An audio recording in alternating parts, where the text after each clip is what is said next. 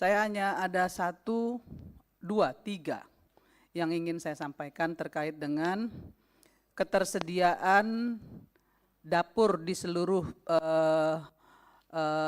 kabupaten, kota, provinsi. Jangan sampai seperti kemarin, mohon ditertibkan. Yang mau yang mendaftarkan diri untuk punya SPPG, sebaiknya melampirkan juga gambar foto dapur. Jadi jangan hanya sekedar melampirkan yayasan, ya, karena ini modus, ya, jangan hanya yayasan, tapi mereka juga harus melampirkan titiknya dan calon dapurnya. Nah, selama ini yang kami lihat di daerah, kuotanya penuh, tapi dapurnya nggak ada. Contoh misalnya di dapil saya, yang harusnya di kabupaten itu ada 38 dapur, itu hanya ada 2 dapur. Tapi begitu masyarakat mau join, mau mendaftar, mental terus, udah nggak bisa masuk, katanya udah penuh. Sementara dapurnya belum ada. Nah, yang seperti ini tolong ditertibkan. Saya tidak menyalahkan BGN, tapi tolong ditertibkan. Karena ini menurut saya modus nih untuk jual beli dapur, ya, untuk oknum-oknum tertentu yang mendaftarkan diri tapi dapurnya nggak ada. Tapi alhamdulillah Pak Ketua tadi sudah menyampaikan kepada kami, sudah di-refresh yang begitu-begitu, alhamdulillah Pak.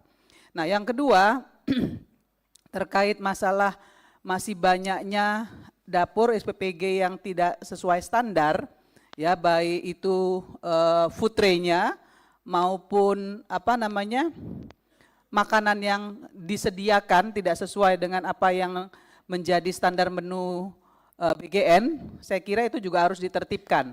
Kalau sampai 2-3 kali tidak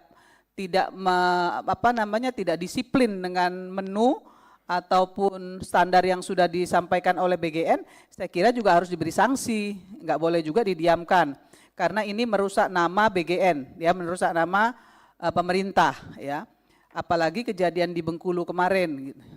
Karena begini, tidak bisa dinafikan juga, kadang-kadang persaingan bisnis itu menyebabkan ada masalah Pak. Contoh yang saya lihat kemarin di 4 Lawang itu, kan nggak mungkin yang namanya ayam gulai itu ada belatung gitu, ya, karena ternyata belatungnya kan di luar kotak gitu. Nah, yang begini-begini juga harus menjadi perhatian bapak-bapak semua, jangan sampai nanti justru ini merusak.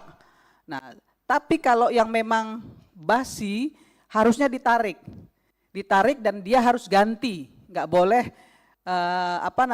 cukup ditarik tapi dia nggak melakukan penggantian, nggak boleh, harus diganti, ya. Jadi dapur atau SPPG harus punya disiplin untuk mengganti makanan yang basi ataupun yang membuat masyarakat anak-anak keracunan. Nah, biaya anak-anak keracunan itu kan biasanya di-cover oleh BPJS, Pak.